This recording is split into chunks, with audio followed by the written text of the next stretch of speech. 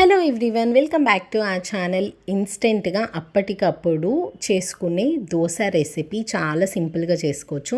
And ఒకసారి ఈ powder చేసి పెట్టుకుంటే ఎప్పుడు కావాలంటే అప్పుడు ఒక 2-3 స్పూన్స్ వాటర్లో మిక్స్ చేసుకొని దోశ కూడా పోసుకోవచ్చు. చాలా సింపుల్.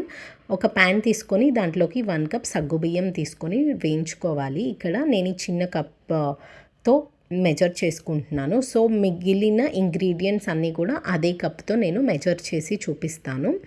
ఇక్కడ 1 కప్ సగ్గుబియ్యంని ఇట్లాగా లో టు మీడియం ఫ్లేమ్లో పెట్టుకొని మంచిగా కలుపుకుంటూ దీన్ని రోస్ట్ చేసుకోవాలి. జస్ట్ డ్రై రోస్ట్ అనమాట.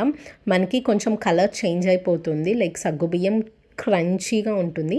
ఒకవేళ మీకు అర్థం కాకపోతే నోట్లో ఒకటి వేసుకుంటే మనకి క్రిస్పీనెస్ తెలుస్తుంది కదా.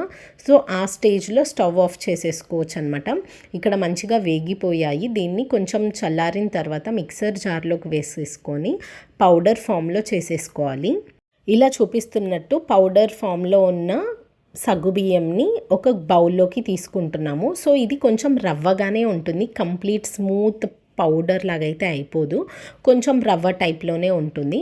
ఇంకా దాంట్లోకి 1 కప్ ఆఫ్ రైస్ ఫ్లవర్ అంటే బియ్యం పిండి ఉంటుంది కదా, మన ఇంట్లో పొడి బియ్యం పిండి ఏదైతే ఉంటుందో అదే వేసేసుకోవచ్చు. సేమ్ ఈక్వల్ క్వాంటిటీస్ అనమాట. 1 కప్ సగ్గుబియ్యంకి 1 కప్ ఆఫ్ రైస్ ఫ్లవర్ అయితే సరిపోతుంది. బియ్యం పిండి 1 కప్పుకి 1 కప్పు సగ్గుబియ్యం అనమాట. ఈ రెండింటిని మంచిగా మిక్స్ చేసేసుకోవాలి దీన్ని. సో ఈ పౌడర్ని మనం కావాలంటే ఒక ఎయిర్ టైట్ కంటైనర్లో స్టోర్ చేసుకొని ఫ్రిడ్జ్లో పెట్టేసుకోవచ్చు. ఎప్పుడన్నా మార్నింగ్స్ హడావిడిగా ఏం బ్రేక్ఫాస్ట్ లేదు అనుకున్నప్పుడు మంచిగా ఇట్లా ఒక 2-3 స్పూన్స్ తీసేసుకొని అప్పటికప్పుడు వాటర్ పోసి మిక్స్ చేసేసుకొని దోశలాగా వేసేసుకోవచ్చు. చాలా ఫాస్ట్గా కూడా అయిపోతుంది. ఇది ఒకసారి ట్రై చేయండి.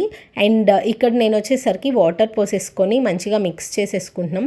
మనం ఎలా అయితే దోశ బ్యాటర్కి ఏ కన్సిస్టెన్సీ అయితే వచ్చేలాగా కలుపుకుంటామో అలానే కొంచెం వాటర్ పోసేసుకొని మిక్స్ చేసుకోవాలి. జస్ట్ నార్మల్ రూమ్ టెంపరేచర్ వాటరే పోసుకుంటున్నాము. మనం ఏమీ hot water or lukewarm water ఏం అవసరం లేదు. జస్ట్ నార్మల్ వాటర్ని వేసేసుకొని మంచిగా మిక్స్ చేసుకోవాలి. ఎక్కడ కూడా ఉంటలు ఏం లేకుండా మంచిగా బాగా కలుపుకుంటే మనకి స్మూత్ బ్యాటర్ లాగా వస్తే సరిపోతుంది. ఇక్కడ చూడండి మంచిగా స్మూత్గా వచ్చేసింది.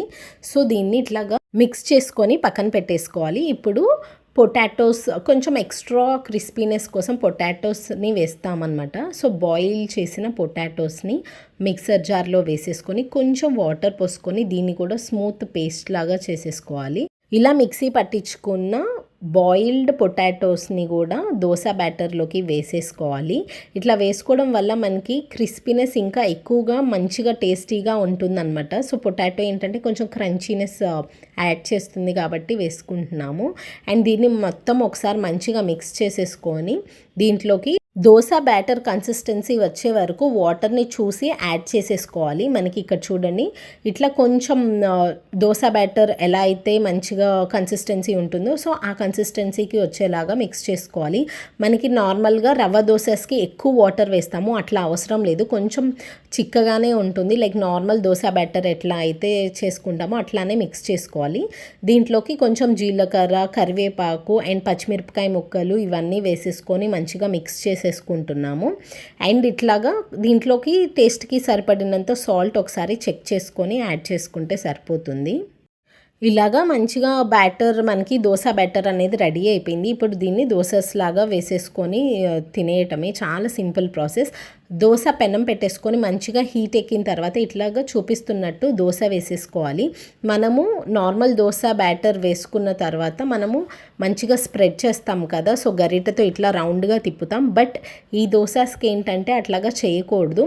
అండ్ వేసిన పిండి మీదే మళ్ళీ ఇంకొకసారి ఎక్కువ లేయర్ లాగా వేయకూడదు అనమాట. కొంచెం పల్చగానే ఉంటుంది, బట్ చాలా క్రిస్పీగా చాలా టేస్టీగా వస్తుంది. దీన్ని ఇట్లానే స్ప్రెడ్ చేసేసుకోవాలి, కానీ గరిటెతో మాత్రం ఇట్లా మొత్తం రౌండ్ లాగా అయితే చేయకూడదు. ఇది మంచిగా లో టు మీడియం ఫ్లేమ్లో మంచి క్రిస్పీగా వేగే అంతవరకు ఇట్లా చూడండి మనకి మంచి క్రంచీగా రెడీ అయిపోయింది. దీన్ని సర్వ్ చేసేసుకోవచ్చు. అండ్ రిమైనింగ్ దోసాస్ కూడా సేమ్ ఇలానే ప్రాసెస్ ఫాలో అయిపోవాలి. నార్మల్ దోశ ఎలా అయితే వేస్తామో అలాగా స్ప్రెడ్ అయితే చేయకూడదు. జస్ట్ మనం రవ్వ దోసెస్కి ఎట్లా అయితే వేస్తామో అలా వేసుకోవాలి. బట్ ఈ బ్యాటర్ ఏంటంటే కొంచెం చిక్కగానే ఉంటుంది. ఇలా కావాలంటే సేమ్ సింగిల్ సైడ్ ఇట్లాగా వేయించుకొనైనా తీసుకోవచ్చు. లేదు అనుకుంటే సెకండ్ సైడ్ కూడా టర్న్ చేసుకోవచ్చు. ఇక్కడ చూపిస్తున్నాను చూడండి, ఆల్రెడీ సెకండ్ సైడ్ కూడా టర్న్ చేశాను. సో ఇట్లాగా టర్న్ చేసుకొనైనా సర్వ్ చేసుకోవచ్చు. ఇది చట్నీస్తో ఆర్ కారప్పొడితో దేంతో సర్వ్ చేసుకున్నా చాలా బాగుంటుంది. ఇది నల్ల కారం అండ్ ఇది వచ్చేసరికి కొబ్బరి కారం. మనకి ఎప్పుడు కావాలంటే అప్పుడు కర్రీస్లోకి ఇట్లాగా దోసెస్లోకి మంచిగా తినేయచ్చు. చాలా బాగుంటుంది. టైం లేనప్పుడు ఇలాంటి పొడులు చాలా హెల్ప్ చేస్తాయి. లైక్ నల్ల కారం ఆర్ కొబ్బరి కారంతో సర్వ్ చేసుకుంటే చాలా బాగుంటుంది. డెఫినెట్గా ఒకసారి ట్రై చేయండి. నల్ల కారం అండ్ అలానే కొబ్బరి కారం రెసిపీ ఫుల్ వీడియోస్ నేను కింద డిస్క్రిప్షన్లో అటాచ్ చేస్తాను. ఎవరైనా ఇంట్రెస్ట్ ఉంటే చెక్ చేయండి. సబ్స్క్రైబ్.